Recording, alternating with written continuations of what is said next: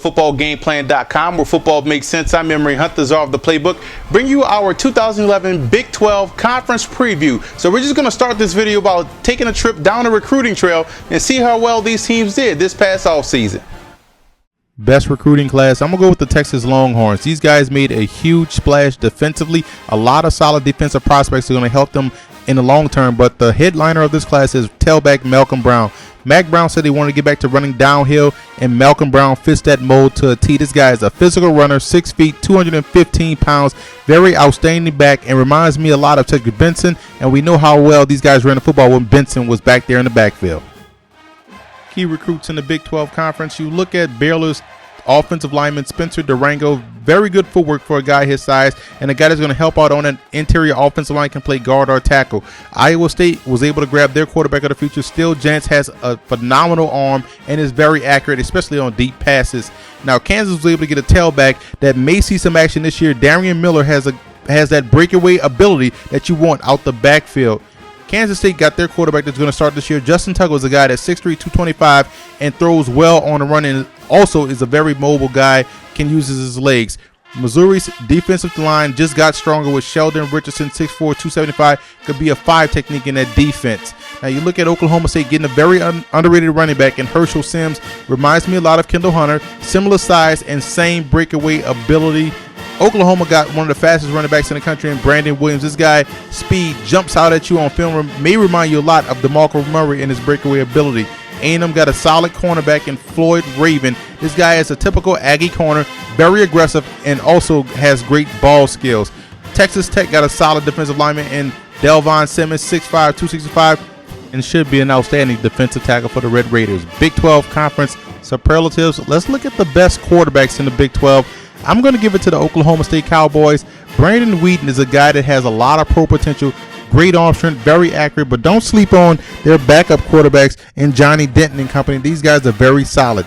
Best running backs, you have to give it to the Texas A&M Aggies. Both tailbacks, Christian Michael and Cyrus Gray, both guys are very explosive and bring an amazing ability to catch the ball out of the backfield, so makes them a dual threat, which is why I have them as the best running back core in the Big 12.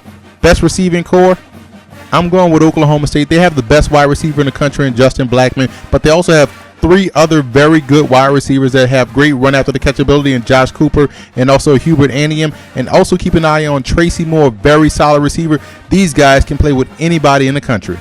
Let's stay out in Stillwater with the best offensive line. 2 guys really stand out, Lane Taylor at the right guard spot and Levy Adcock at the right tackle spot. These guys are the reason why that passing game is so prolific. Best defensive line, you have to give it to the Missouri Tigers. You look at guys like Jacque Smith, Terrell Rezano, and Brad Madison's a guy that can really get to the quarterback, second team all Big Ten, but add nose tackle Sheldon Richardson, a JUCO transfer, and this defensive line will cause a lot of havoc to opposing quarterbacks and offenses this season. Who has the best linebacking core? You have to go to Oklahoma. The Sooners boast one of the talented trios in the country in Travis Lewis, Austin Box, but the newly hybrid safety linebacker Tony Jefferson should be a stud at that spot. Very good tackler and has great athleticism. Secondary, I'm gonna give it to the Texas A&M Aggies. That quartet of guys back there in Terrence Frederick, Coriel Jude, Stephen Campbell, and Trent Hunter. These guys are explosive tacklers, great ball skills, and are effective on blitzes. So these guys can do it all. Very solid core back there in the back half of that Aggie defense. Special teams unit, I'm giving to the Oklahoma Sooners. Solid kicking game, but you look at this guy right here, Ryan Brawls is one of the best returners, more electrifying players in the country. Big 12 offensive MVP, I'm going with Robert Griffin III out of Baylor, a guy that's a dual threat passer, very accurate, very smart with the football, doesn't make mistakes, 22 touchdowns, 8 interceptions, and has that dual threat ability, a guy that can make plays outside the pocket, over 700 yards rushing, should be a star this season for the Baylor Bears. Defensive MVP, I'm going with Jacque Smith out of Missouri. With Eldon Smith going to the NFL, Jacque Smith takes over as the lead dog in that aggressive Missouri defense, should double his sack numbers this season. Freshman of the year, you have to give it to Malcolm Brown out of Texas. He's going to be the starter. He's going to get the bulk of the carries, and he has the talent to do so. This guy is going to be a stud for the Longhorns. Best pro prospect, I'm giving it to Justin Blackman out of Oklahoma State.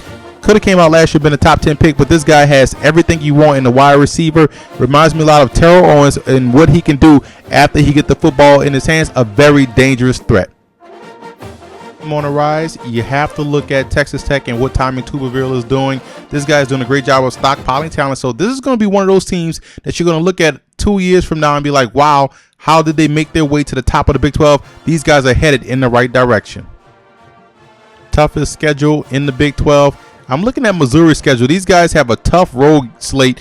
They have to travel to Arizona State, at Oklahoma, at Texas A&M, and Baylor. So these guys have to win a lot of big games on the road. That's a big question for a team that has quarterback issues. Big 12 conference predictions, starting with number 10, the Kansas Jayhawks. Reasons for optimism for KU. You have to love the backfield of James Sims and the two true freshmen they're going to get, led by Darian Miller. These guys are going to be able to run the football on everybody in conference. Now, causes for concern, quarterback position. They're going to probably start a true freshman at quarterback, and defensively, they need one of these linebackers to step up and be a threat at the second level. But what we will learn is that the Jayhawks have enough talent to cause some noise in the Big 12 Conference. At number 9, I have the Iowa State Cyclones. Reasons for optimism. There's still a lot of talent offensively, so there's a lot of playmakers to pass the football around to. And defensively, you have to love their linebackers. Now, causes for concern is the pass rush. Who's going to get to the quarterback? Can they cause some constant pressure to give these guys in the secondary more opportunities? But what we will learn is that this team will make it to a bowl game because there's a lot of talent on this roster, despite the losses of Austin Arnott and their talented tailback Alexander Robinson. At number 8, I have the Kansas State Wildcats. Reasons for optimism. The addition of Bryce Brown is going to help ease the loss of tailback Daniel Thomas, and you have to love the receivers and that secondary. Causes for concern is the quarterback position. They're breaking in a new quarterback, and who's going to help stop the run? They gave up 230 yards last season. They have to do a better job up front. But what we will learn is that this Kansas State team will still cause a lot of teams problems throughout the year. Next up is the Red Raiders. Reasons for optimism. You have to love the veteran leadership of that offensive line and that stable of backs they have out there in Lubbock. But causes for concern, defensively, the D-line has some issues. They have some holes. Receivers, they have to find some playmakers on the edges. But what we will learn is that this Texas Tech Red Raider team will make it to a bowl game because they're still a very talented group and they're very well coached. Next up is the Baylor Bears. Reasons for optimism. Robert Griffin in that passing game. These guys are stacked at wide receiver. They have the great quarterback in Griffin, and they have an offensive line that's going to protect him. Causes for concern, the running game. They have to find someone to replace Jay Finley, and the secondary has some issues. They can't cover a bed, so they have to make sure they improve in that aspect of their game. But what we will learn is that the Baylor Bears will probably finish on the top half of this conference because they're talented, well coached, and they have a lot of explosiveness on the edge. At number 5, I have Missouri. Reasons for optimism. You have to love the defensive line. They can apply pressure, and offensively, 9 returning starters, very explosive on the edge, so they can make a lot of plays in the passing game. Causes for concern is that passing game. James Franklin has to do a great job of replacing Blaine Gabbert, but what we will learn is that Missouri is a dark horse candidate to win the Big 12. They're very stacked. No one's talking about the Tigers. Have the Texas and Longhorns in the 4th slot. Reasons for optimism. You have to love what they bring to the table defensively. They can stop the pass. They're going to be more aggressive against the run, so they're going to always be in the ball game. Now, causes for concern, the quarterback position. Can Mr. Garrett Gilbert himself improve, and can they find a bell cow running back? Can Malcolm Brown be that guy? But what we will learn is that this Texas team will be a lot tougher as they get back to real Texas football.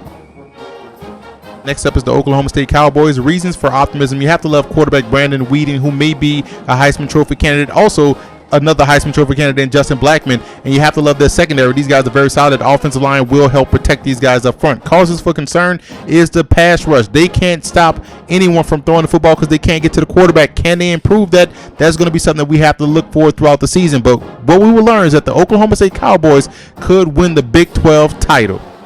At number 2, I have the Oklahoma Sooners. Reasons for optimism. You have to like Landry Jones in that receiving core with Kenny Stills and Ryan Broyles, and that defense with the linebackers of Travis Lewis and also Tony Jefferson should cause some havoc for opposing offenses. But causes for concern, they have some offensive line issues that may have to be ironed out, and they have to find a bell cow running back. But what we will learn is that Oklahoma still has enough talent to win this conference outright and challenge for a national title.